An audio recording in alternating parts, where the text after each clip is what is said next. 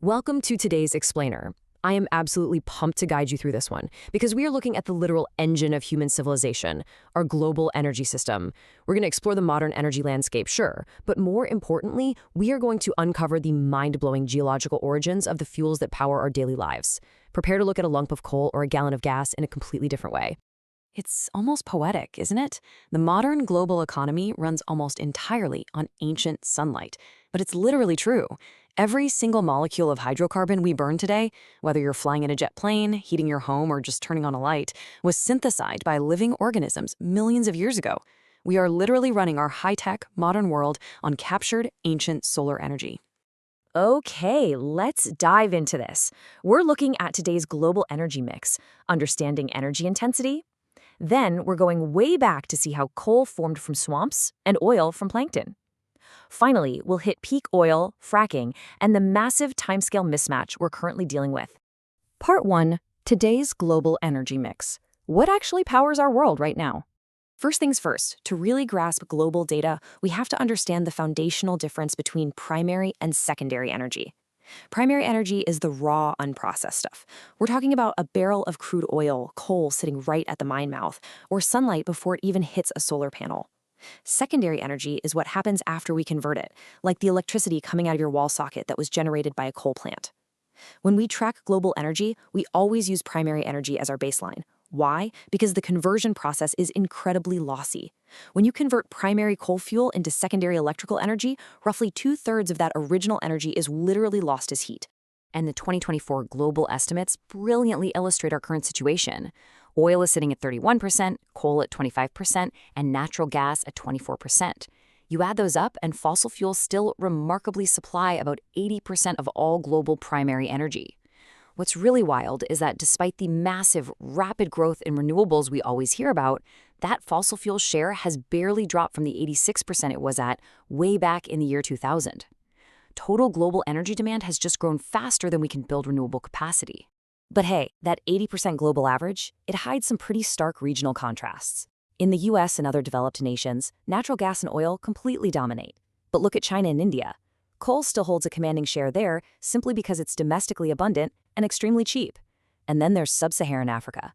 Down there, traditional biomass, meaning wood, charcoal, agricultural waste, accounts for 60 to 80% of household energy.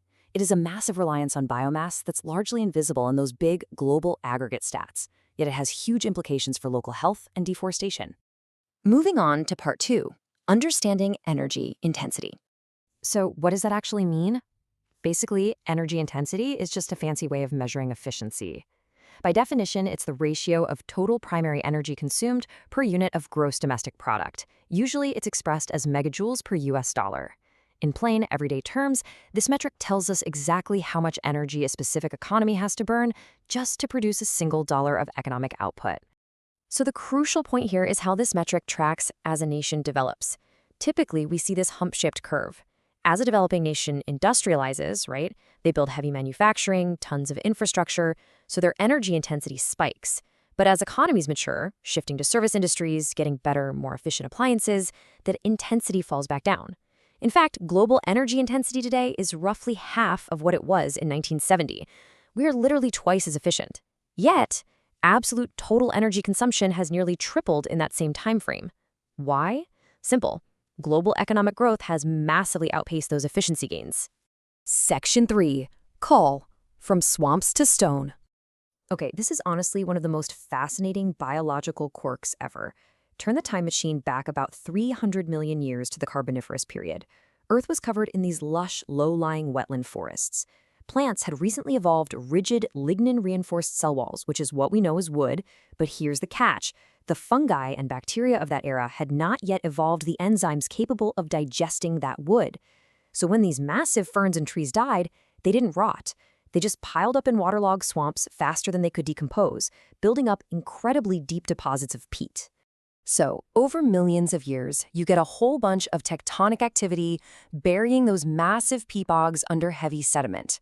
This kicks off the coal rank process. Heat and immense pressure gradually drove off the oxygen, the hydrogen, the water, leaving behind concentrated carbon. It starts out as peat, which is about 50% carbon. Add more pressure and time, you get lignite or brown coal, Keep going, you get bituminous coal. And finally, under the absolute most intense heat and pressure, you get anthracite, which is over 90% pure carbon. Basically, the higher the rank, the higher the energy density. Part 4. Oil, plankton to petroleum. Now, unlike coal, which comes from land plants, oil and natural gas have a marine origin. Hundreds of millions of years ago, microscopic marine plankton lived in the upper oceans. When they died, they ranged down to the seafloor. But crucially, they settled into bottom environments that were completely anoxic, meaning they lacked oxygen. Because there was no oxygen, bacteria couldn't fully decompose them. Instead, all this organic matter got mixed into fine-grained sediments, eventually being compressed into a source rock, which is typically black shale. Now, as this shale gets buried deeper and deeper, things heat up. The pressure rises, and this triggers a massive geochemical baking process called catagenesis. Between roughly 60 and 120 degrees Celsius, the organic matter, now called kerogen, is transformed into liquid hydrocarbons. We call this the oil window. Now, if the rock gets buried even deeper and temperatures push past 150 degrees Celsius, those liquid molecules crack further into shorter-chain gaseous molecules. That deeper, hotter zone is the gas window, and it produces primarily methane, or what we call natural gas. But here's the thing. The oil and gas don't just stay put in that deep shale. Because hydrocarbons are actually less dense than the water saturating the deep earth, they naturally float. They migrate upward over geological time, slowly seeping through porous rocks. Eventually, they hit a dead end, an impermeable layer called a caprock, like a thick layer of non-porous salt or shale. Trapped right below the seal, the oil and gas just accumulate in porous reservoir rocks, like sandstone or limestone, and those are the giant subterranean pools we actively drill into today. Section 5. Peak oil and fracking.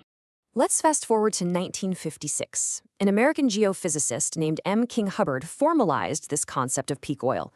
He argued that, well, because oil is a finite resource, production from any given reservoir is naturally going to follow a symmetric, bell-shaped curve. Production rises as you drill new wells and invent better tech. But once you've extracted exactly half of the recoverable resource, you hit the peak. After that, production inevitably and permanently declines because the remaining oil is just harder to get and the wells deplete way faster than you can replace them. And he nailed it.